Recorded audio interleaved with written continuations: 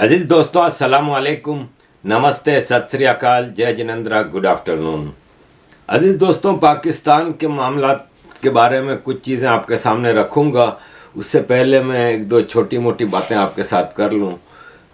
सबसे पहले तो आप सबका बहुत शुक्रिया जो आप मेरी सेहत के हवाले से इतना कंसर्न शो करते हैं, और जब आपके ये मैसेजेस ईमेल पे, व्हाट्सएप पे और मैसेंजर्स वगैरह पे जो आते हैं ट्विटर के और इधर उधर, उससे बड़ा हौसला मिलता है कि मैं अकेला नहीं हूँ और मेरी फ़िक्र करने वाले इतने सारे लोग हैं। और यकीन माने बहुत सारे मैसेजेस आते हैं जिससे कि मुझे बड़ा हौसला मिलता है। और मैं आप सबका आभारी हूँ कि इतना ज़्यादा आप मुझसे प्यार करते हैं, मुझे इतना मान देते हैं। इसके अलावा मैं इंडिविजुअली सबको जवाब नहीं दे पाता, ये मेरी एक मजबूरी है। तो आप सबका मैं यहाँ पे शुक्रिया अदा करता हूँ, और उन लोगों का जो छोटी बड़ी जो भी मेरे को पेपाल पे सपोर्ट करते हैं, पैट्रियन पे, आप सबका बड़ा आभारी हूँ कि इससे मुझे मेरे मसले हल करने में बड़ी आसानी मिलती है, और ये आप सबके दम पे ही है जो मैं चलता हूँ। हैविंग सेड दैट, मैं आगे आपको पाकिस्तान की तरफ ले चलूँगा। देखें, मेरे एक दोस्त हैं खालिद उमर भाई, लंदन में ही रहते हैं, पंजाब से ताल्लुक़ है, पाकिस्तान के पंजाब से, और एक इंतहाई शानदार शख्सियत हैं।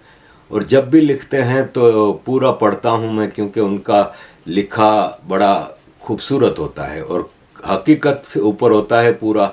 झूठ या इधर उधर की बातें वो नहीं करते, फैक्ट्स एंड फिगर के साथ बात करते हैं। एक ख़बर आप लोगों को भी पता चली होगी, मुझे भी पता चली है कि भारत ने इंटरनेशनल यूनिवर्सिटीज़ को भारत में कैंपस खोलने की इजाज़त दी है और उनको दावत दी है कि आप यहाँ पे कैंपस खोलें। खालिद भाई इसको कैसे देखते हैं, ये मैं आपके सामने रखता हूँ। कि खालिद भाई कहते हैं कि ये भारत की सेंचुरी है, इस सेंचुरी में भारत ने बहुत आगे जाना है। कल भारत ने अनाउंस किया कि ऑक्सफोर्ड, हार्वर्ड, येल यूनिवर्सिटीज़ अपने कैंपस इंडिया में खोलेंगे, और ये एक इंडिया की एजुकेशन के लिए गेम चेंजर होगा। यूनिवर्सिटी ग्रांट कमीशन ने ये facilities in educational institutions like Yale, Oxford, Harvard और मोर को दी है, जिसका ये फ़ायदा होगा कि भारत के स्टूडेंट्स को इंटरनेशनल लेवल की जो ये एजुकेशन है, ये सस्ते में भारत के अंदर ही इनको मिल जाएगी। इनको महंगे यूनिवर्सिटीज़ में एडमिशन फ़ीस और ट्रैवलिंग और फिर वहाँ पे सारी मुश्किलात हासिल करने के बजाय वही एजुकेशन भारत में मिलेगी। भारत का ये मूव एजुकेशन को इंटरनेशनलाइज करने का ये एक बहुत बड़ा कदम है, और ये भारत की हैवीली रेगुलेटेड एजुकेशन सेक्टर को करेक्ट करेगा, और भारत के स्टूडेंट्स को फॉरेन क्वालिफ़िकेशन मिल जाएगी अपने घर में बैठ के अफोर्डेबल कॉस्ट के ऊपर।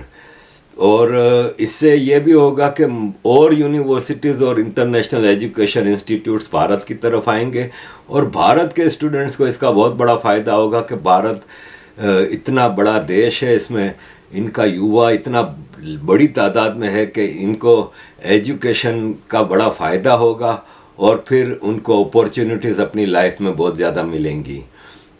भारत ने यह भी कहा है कि जो दुनिया की 500 टॉप यूनिवर्सिटीज़ हैं, हम उन्हीं में से उनको अलाउ करेंगे जो कि इधर आ सकें, जिसमें अमेरिका की Yale, Stanford, Harvard universities, British universities like Cambridge, Oxford, King's college वगैरह हैं, उनको भारत में मौका मिलेगा। ये है भारत जो कहाँ जा रहा है। और पाकिस्तान का ये हाल है कि पिछले 15 साल में भारत ने 41 करोड़ लोगों को पॉवर्टी, गुर्बत से निकाला है, और पाकिस्तान अपनी पूरी मिडिल क्लास को पॉवर्टी की लाइन के नीचे लेके जा रहा है। ये है सारी सिचुएशन। अभी एक खबर आई है कि इसाक डार ने कहा कि पाकिस्तान की स्टेट बैंक के पास $5 बिलियन का रिज़र्व रह गया है, लेकिन जो कमर्शियल बैंकों के पास $6 बिलियन का जो रिज़र्व है वो भी हमारे हैं। तो कमर्शियल बैंकों के पास जो $6 बिलियन हैं, ये मुख्तलिफ प्राइवेट सेक्टर के हैं, मेरे हैं, आपके हैं, किसी और के, किसी के अकाउंट में $1000 हैं, किसी के $5000 हैं, किसी के $10,000 हैं। इस तरह कंपनियों के, मुख्तलिफ कंपनियों के डॉलर अकाउंट्स में ये सब पड़े हैं। वो उस पर भी नज़र रखे हुए हैं, जिससे एक डर पैदा हो गया है कि गवर्नमेंट डॉलर्स अकाउंट को सीज ना कर ले और सारा डॉलर कब्ज़ा ना कर ले। इस पे मुझे याद आया कि जब एटमिक धमाके हुए थे 1998 में शायद, तो नवाज शरीफ ने जब एटमिक धमाके किए थे तो उसके 2-3 दिन बाद या आगे पीछे सारे पाकिस्तान के फॉरेन करेंसी बैंक अकाउंट थे ना प्राइवेट सेक्टर के, वो बंद कर दिए थे, सीज कर दिए थे और सारे डॉलरों पे कब्ज़ा कर लिया था। मैं उस वक्त बेल्जियम में था और मेरा अपना कारोबार था, मेरी दुकान थी।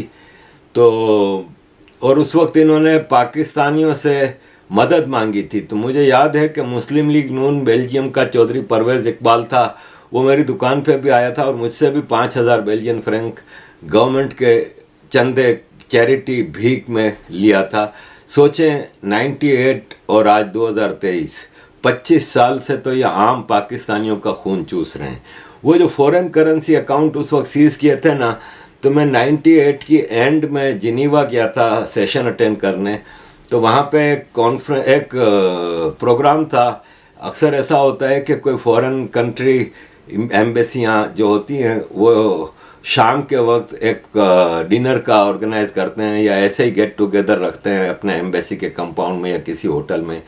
तो ऐसे ही मुझे याद नहीं क्यूबा का था या साउथ अमेरिकन कंट्री का एक ऐसा गेट टुगेदर था। तो मैं भी वहाँ पे गया था एज एन NGO डेलीगेट।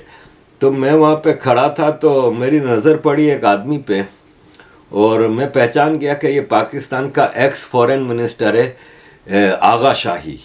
ये ज़ियाउल हक के ज़माने में फॉरेन मिनिस्टर रहता था, कुछ अरसा रहा है, कुछ साल रहा है। तो आगा शाही साहब को मैंने देखा तो मैं उनकी तरफ गया। अब तो वो इंतकाल कर गए। तो मैं उनकी तरफ गया, मेरे हाथ में ऑरेंज जूस का गिलास था, उनके हाथ में भी कोई एप्पल जूस वगैरह का गिलास था। तो वो अल्कोहल नहीं पीते थे। तो मैं उनके करीब गया, मैंने कहा आगा साहब अस्सलाम वालेकुम। बोले वालेकुम सलाम। फिर मेरे उधर बैज लगा हुआ था, बैज पड़ा, मेरा नाम पड़ा। तो बोले आप तो MQM से हैं। मैंने कहा जी। तो कहते हैं कि आप तो अब देख रहे हैं ना आप लोगों के ऊपर जो जुल्म हो रहा है, लेकिन हर पाकिस्तानी पे अब तो ये जुल्म कर रहे हैं। मैंने कहा जी बिल्कुल, पाकिस्तान की आर्मी का यही हाल है, लेकिन आप तो इस आर्मी के एडवोकेट रहे हैं, आप तो फॉरेन मिनिस्टर रहे हैं।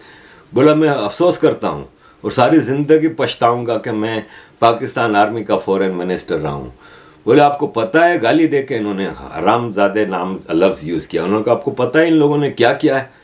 मैंने कहा क्या किया है?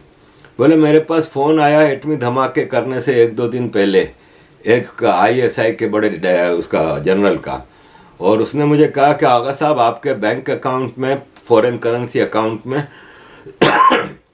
कुछ रकम पड़ी हुई है, तो फ़ौरन निकलवा लें क्योंकि हम ये फॉरेन करेंसी अकाउंट को सीज करने वाले हैं। तो बोले मुझे इतना गुस्सा आया कि यानी ऊपर जितने अमीर लोग हैं, पॉलिटिशियंस, जनरल्स और सरकारी लोग हैं, वो अपने पैसे निकाल लेंगे और आम आदमी का पैसा आप चूस लोगे। बोले ये हरकतें करते हैं। तो अब ये वापस इसकी एक शोर होता है और पाकिस्तान की गवर्नमेंट का भरोसा खो चुकी है वो अपना। तो हो भी सकता है और इस सिलसिले में अब ये होगा कि लोग फ़ौरन अपने डॉलर निकालने शुरू करेंगे।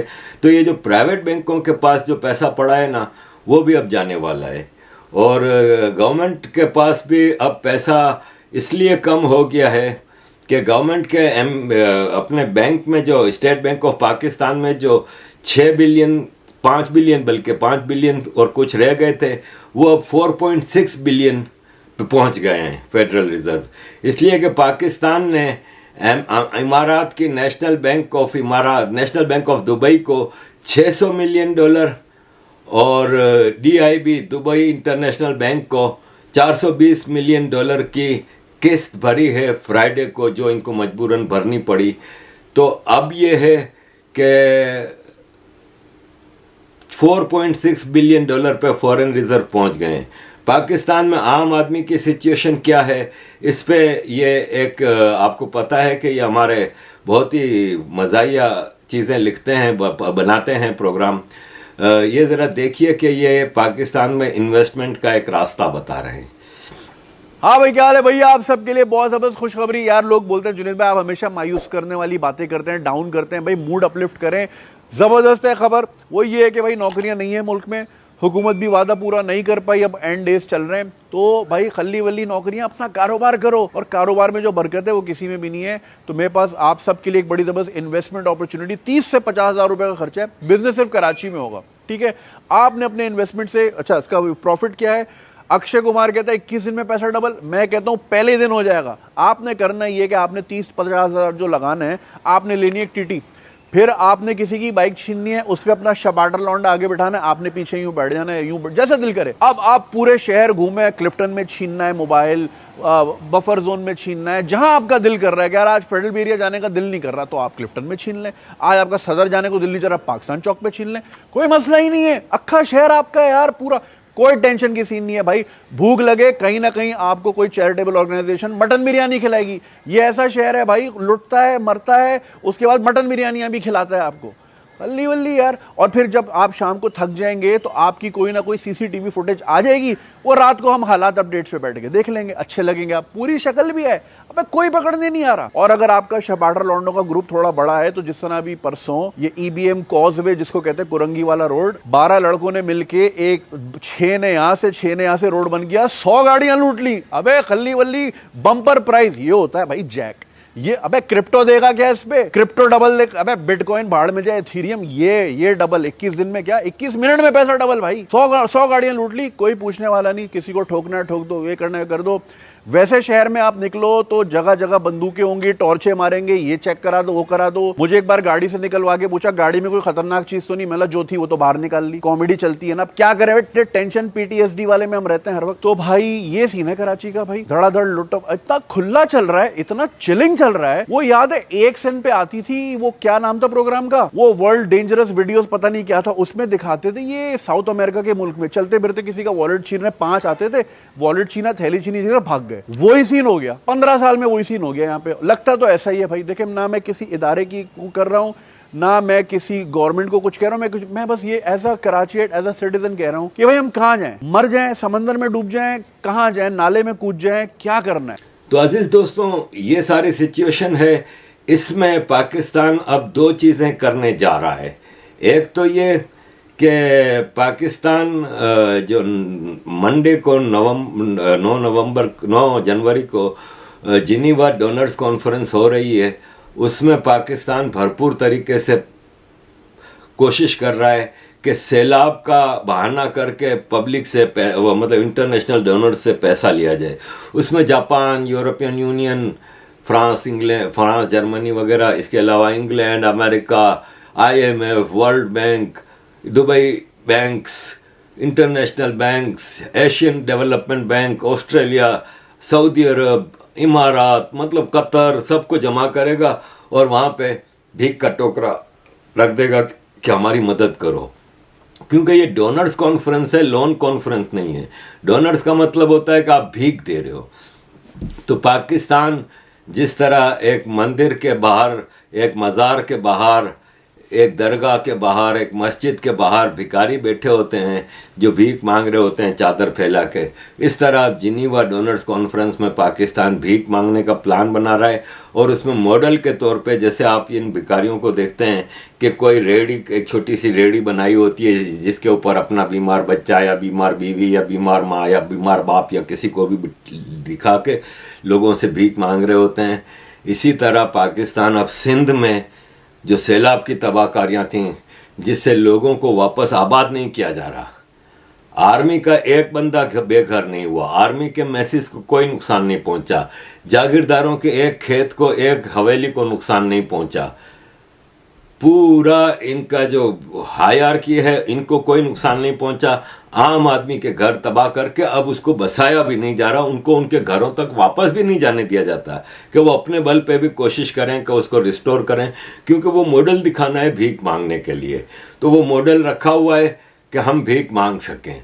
दूसरा उधर ये होगा कि इससे एक तो भीख ली जाएगी, दूसरा जिन जिन के कर्जे वापस करने हैं, कि मार्च के पहले हफ्ते तक पाकिस्तान को $8 बिलियन के कर्जे वापस करने हैं और इस फिस्कल ईयर के एंड तक जुलाई तक पाकिस्तान को तकरीबन 13 से 14 बिलियन डॉलर की रीपेमेंट करनी है खाली लोन्स की।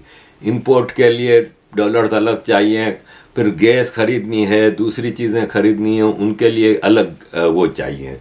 तो ऐसी सिचुएशन में पाकिस्तान उन सारे डेटर्स को जिनको के पैसे वापस करने हैं उनको साइड लाइन्स पे उनसे एक आउट ऑफ एजेंडा जाके बात करेगा कि प्लीज़ थोड़ा टाइम दे दें, थोड़ा माफ़ कर दें। जैसे एक लोन देने वाले होते हैं ना, जो आम आदमी को छोटे मोटे लोन देने वाले होते हैं, वो आपको 1 लाख रुपया देते हैं और महीने का 10,000 रुपया आपको वापस करना है, 15% ब्याज पे ये वो। अब एक आदमी है जाता है, उसको मजबूरी का रोना रोता है, और अगर वो लोन देने वाला थोड़ा नेक दिल है तो वो कहेगा अच्छा मैं तुम्हें ब्याज माफ़ करता हूँ, या अच्छा चलो मैं तुम्हें ऐसा करता हूँ 1 लाख का कर्जा है तुम 80,000 वापस कर देना, 8,000 महीना कर दो। ये वो इस तरह करके अब उनको अलग से तरले मिन्नतें की जाएंगी। ये सब अमेरिका ने डिज़ाइन करके दिया है ताकि पाकिस्तान डिफ़ॉल्ट से टेम्पररीली बच जाए। लेकिन पाकिस्तान को कितना भी आप कर लेना, पाकिस्तान का डिफ़ॉल्ट होने का एक ख़तरा मौजूद है। अमेरिका डिफ़ॉल्ट होने नहीं देगा, जो कि एक रीडिंग नज़र आ रही है कि अमेरिका को ज़रूरत है पाकिस्तान की, लेकिन वो उसके करीब ही रखेगा ताकि पाकिस्तान बिल्कुल गिड़गिड़ाता हुआ रहे और अमेरिका का बिल्कुल हर चीज़ मान ले। जैसे शिरीन मज़ारी ने अभी कहा है, जो एक्स इमरान खान की ह्यूमन राइट्स मिनिस्टर थी, कि नज़र ये आ रहा है कि पाकिस्तान अमेरिका को फौजी अड्डे दे देगा। यानी जो मुशर्रफ के पीरियड में एयर बेसिस दिए हुए थे, नेवल बेसिस दिए हुए थे, और वहाँ से अमेरिका के ड्रोन और हथियार सारे उड़ते थे, अमेरिका का जितना लॉजिस्टिक आ रहा था अफ़गानिस्तान में वो पाकिस्तान की पोर्ट्स और एयरपोर्ट्स पे आ रहा था, वो शायद एक और रास्ता अमेरिका इसलिए पाकिस्तान को ज़िंदा रखना चाहता है। अंदरूनी तौर पे जिनीवा डोनर्स कॉन्फ्रेंस के अलावा एक और रास्ता जो पाकिस्तान ने चुना है वो पाकिस्तान के एसेट्स को बेचने का किया है। एक तो जैसे इस्लामाबाद, लाहौर और कराची के एयरपोर्ट्स बेचने की बात की जा रही है, और एक अमेरिका में पाकिस्तान की एम्बेसी की 2 बिल्डिंगें और रोजवेल्ट होटल, जिसकी कीमत तो $1 बिलियन से ऊपर है, लेकिन औने पौने दामों में अपने ही दोस्तों को बेचने की वो हो रही। लेकिन टसल इसमें यह आ गई है कि जरदारी चाहता है कि इसके दोस्तों को बेचा जाए ताकि इसको लंबी किक मिले, शरीफ ख़ानदान चाहता है कि इनके दोस्तों को बेचा जाए ताकि इनके दोस्तों को बड़ी किक, मतलब इनके दोस्तों के ज़रिए इनको बड़ी किकबैक्स मिले। और इन दोनों का बाप पाकिस्तान आर्मी के जनरल चाहते हैं कि भाई साहब जिसको भी बेचना है बेचो, लायन शेयर जो किकबैक में है ना वो हमें ही मिलेगा। तो ये सारी सिचुएशन समी इब्राहिम आपको ज़्यादा बेहतर तरीके से समझाएंगे। एयरपोर्ट्स पर सबसे पहले मैं आपको बता दूं, आपको पाकिस्तानी नहीं मिलेंगे। अब आपको कंट्रोल करना, आप ऐसे ही समझेंगे जैसे कतर के एयरपोर्ट पर हैं, वहाँ की कंपनी, और मुझे लगता है कि जो मेन लोग होंगे वो भी वहीं के होंगे, क्योंकि शहबाज हुकूमत ने मंजूरी दे दी है 3 बड़े एयरपोर्ट पाकिस्तान के, लाहौर, कराची और इस्लामाबाद, इनकी मैनेजमेंट को आउटसोर्स कर दिया जाए। इसको रोक दिया गया था। पहले ये 2017 में कोशिश की थी नवाज़ शरीफ ने, और अब शहबाज शरीफ, क्योंकि इसमें कतर जो है उसकी कंपनी, और आपको और मुझे सबको पता है कि नवाज़ शरीफ साहब के समधी जो हैं सैफुर रहमान साहब, वो कतरी प्रिंसेस के बहुत करीब हैं। तो डेफिनेटली एक जो परसेप्शन है उसको तकवीत मिलती है कि शायद ये जो कंपनी मैनेजमेंट में कतरी कंपनी जो आएगी, उसके बिहाइंड द सीन उसके जो असल ओनर्स होंगे वो कहीं ना कहीं शरीफ्स हो सकते हैं। इस बात का अगर कोई इन्वेस्टिगेट करे तो ये इसका नतारा हो सकता है। एयरपोर्ट का आउटसोर्स किया जा रहा है। और दूसरी बात मैं आपको बताऊं, एजेंसीज़ के रोल पे मैं बाद में आता हूं जो वो पॉलिटिकली प्ले हो रहा है। वाशिंगटन में 2 जो बिल्डिंग्स थी पाकिस्तान की मलकियत थी, एक तो 2201 आर स्ट्रीट और दूसरी 2315 यानी 2315 मैसाचुसेट्स एवेन्यू, चांसलरी की हमारी ये बिल्डिंग्स थी। ये दोनों बिल्डिंग्स जो हैं अब ये फ़रोख्त की जा रही हैं और तकरीबन कोई $7-8 मिलियन में ये फ़रोख्त की जा रही हैं। कुछ इससे हासिल नहीं होगा पैसा जो आएगा, लेकिन एक वाशिंगटन डीसी जैसे अहम शहर में जो पाकिस्तानी प्रॉपर्टी है उसको औने पौने दामों बेचा जा रहा है।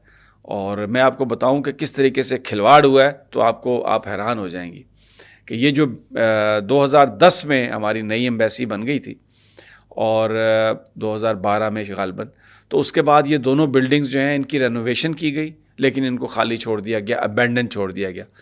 क्योंकि अबैंडन किया गया इसलिए 2018 में जो आर स्ट्रीट पे हमारी जो बिल्डिंग थी 2201, उसका जो डिप्लोमेटिक स्टेटस था वो ख़त्म हो गया और लाखों डॉलर जो है जुर्माना लोकल टैक्सेस में कर दिया गया। तकरीबन 8 लाख डॉलर जो है वो पे कर चुके हैं जुर्मानों में, और अब 1 लाख डॉलर जो है वो इजाफा हो रहा है उसमें। लेकिन इस वक्त भी तकरीबन 1.1 मिलियन जो है ना इसके ऊपर जो सिटी के टैक्सेस हैं, वायलेशंस हैं, वो हो गई हैं। क्योंकि अगर ये एम्बेसी वाले वहाँ पर थोड़ी सी अकल से काम लेते और उस डिप्लोमेटिक स्टेटस को बहाल रखने के लिए कुछ अमला वहाँ पर बिठा देते और उसका वो स्टेटस रहता, तो ये जो मिलियंस, ये जो लाखों डॉलर का जो जुर्माना हुआ है इससे बचा जा सकता था। और फिर वो बिल्डिंग एक कंप्लीट रेनोवेट की गई, एक 60% रेनोवेट की गई, नेशनल बैंक से कर्जा लिया गया, फिर उसको अबैंडन कर दिया गया। अब बेसिकली वो जो रेनोवेशन हुई होगी ना, क्योंकि उसमें किसी ने शिफ्ट नहीं होना था, तो माल, यानी आप ये देखें सियासतदान भी बना रहे हैं और ये जो हमारे ब्यूरोक्रेट्स हैं ये किस तरह बना रहे हैं, और एजेंसियों वाले तो किस तरह बना रहे हैं, और फिर बाकी जो लोग हैं ताकतवर वो तो हर तरफ। तो अजीज़ दोस्तों, इस सारे सिनारियों में, इस सारी सिचुएशन में पाकिस्तान के लिए अगर आप बाकी जो थोड़े बहुत अब स्ट्रेटेजिक एसेट्स बचे हैं, एयरपोर्ट्स और पाकिस्तान के ओवरसीज एसेट्स जो थोड़े बहुत बचे हैं, वो भी अगर आप बेचने पे लग जाते हैं तो फिर यह है कि पाकिस्तान आगे सरवाइव कहाँ तक कैसे करेगा। क्योंकि अभी तो 2023 निकालना बहुत ही मुश्किल बल्कि नामुमकिन लग रहा है।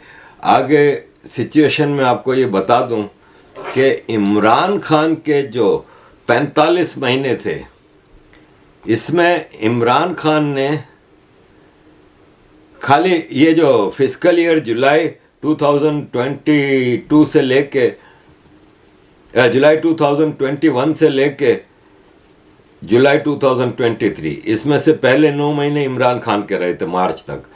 उस मार्च तक के पीरियड में इमरान खान ने 12.77 बिलियन डॉलर की लोन ली थी जुलाई टू मार्च, 12.77। और इमरान खान ने टोटल ये जो पीरियड है ना इसका 45 महीनों का, इसमें इमरान खान ने इतनी लोन ली है जितना पाकिस्तान की हिस्ट्री में नहीं ली गई। 45 महीनों में इमरान खान ने 49.295 बिलियन डॉलर की लोन ली है। 49 बिलियन डॉलर 45 हफ्तों में लिए, यानी पर वीक मोर देन $1 बिलियन की लोन ली है, जिसमें और इसमें और अगर आप शामिल करें $3 बिलियन जो IMF से मिले थे, $1.4 बिलियन एमरजेंसी लोन्स ली थी, ये अलग। इस सारे उसको मिला के इमरान खान की लोन्स बनती हैं $54.76 बिलियन 45 महीनों में। दिवालिया तो इसने निकाला है और पाकिस्तान का बेड़ा गर्क कर दिया है। नवाज शरीफ ने भी बहुत ज़्यादा लोनें ली थी अपने दौर में, लेकिन नवाज शरीफ के कम से कम आपको काम तो नज़र आते हैं कि नवाज शरीफ ने लाहौर में ऑरेंज ट्रेन बनाई, ऑरेंज बस बनाई, मुल्तान में ऑरेंज बस बनाई, और रावलपिंडी इस्लामाबाद की ऑरेंज बस बनाई।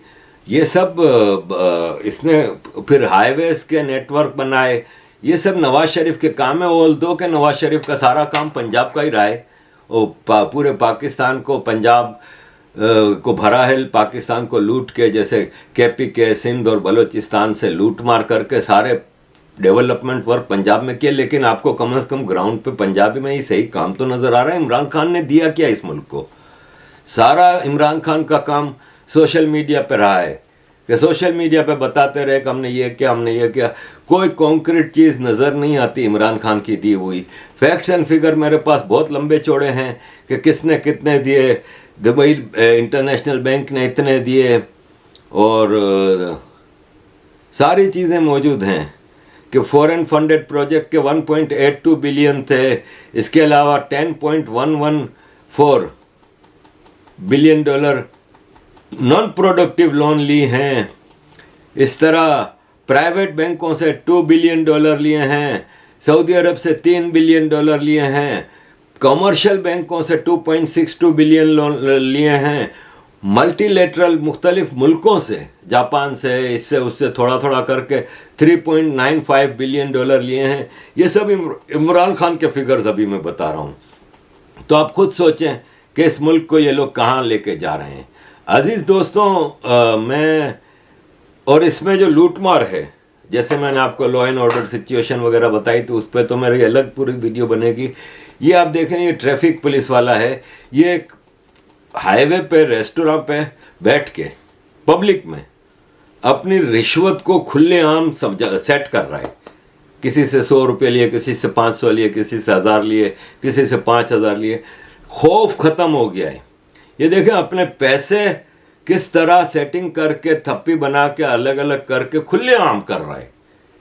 क्योंकि आपको जब प्रोसिक्यूशन का डर ना हो, आपको पता हो और आपके ऊपर वालों को पता हो कि इसमें से हमारा हिस्सा भी आना है, तो बराबर टॉप पोजीशन यानी चीफ ऑफ आर्मी स्टाफ, फिर प्राइम मिनिस्टर, प्रेसिडेंट, फिर कंसर्न मिनिस्ट्री, फिर नीचे आ जाएं, अगर वो कस्टम का हो ऑफिसर है तो कस्टम के सारे सेक्शन को एक एक को मिलेगा। ये चोरी का पैसा है ना, बड़ी ईमानदारी से डिस्ट्रीब्यूट करते हैं।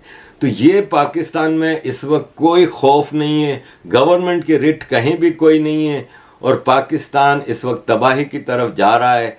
खाली मैं आपको मोटा मोटा बता दूं कि इस पाकिस्तान का सबसे बड़ा ट्रैक्टर बनाने वाला कंपनी जो है, उसने अपना ऑपरेशन बंद कर दिया। कोई भी पाकिस्तानी एयरलाइन सेफेस्ट एयरलाइन 20 में से नहीं है। सुजुकी मोटर्स पाकिस्तान ने अपना ऑटोमोबाइल और मोटरसाइकिल प्लांट्स बंद कर दिए हैं। किया मोटर्स परमानेंटली अपना शारा फैसल डीलरशिप बंद कर दी है।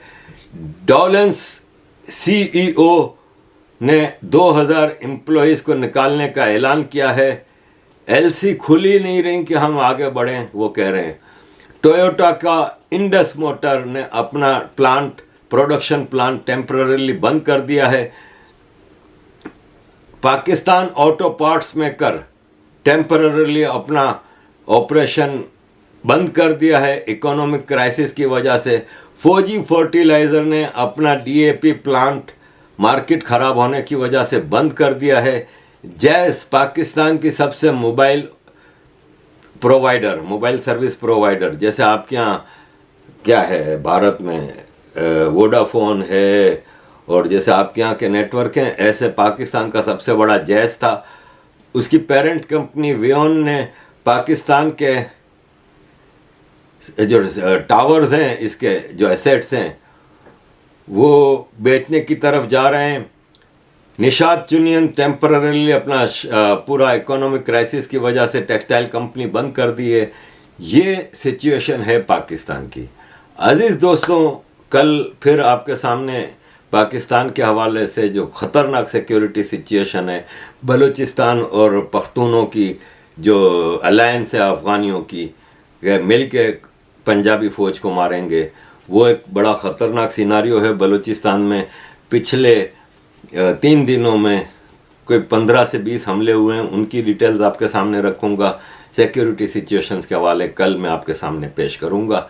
थैंक यू वेरी मच अजीज़ दोस्तों for all your support. Keep supporting. जय हिंद।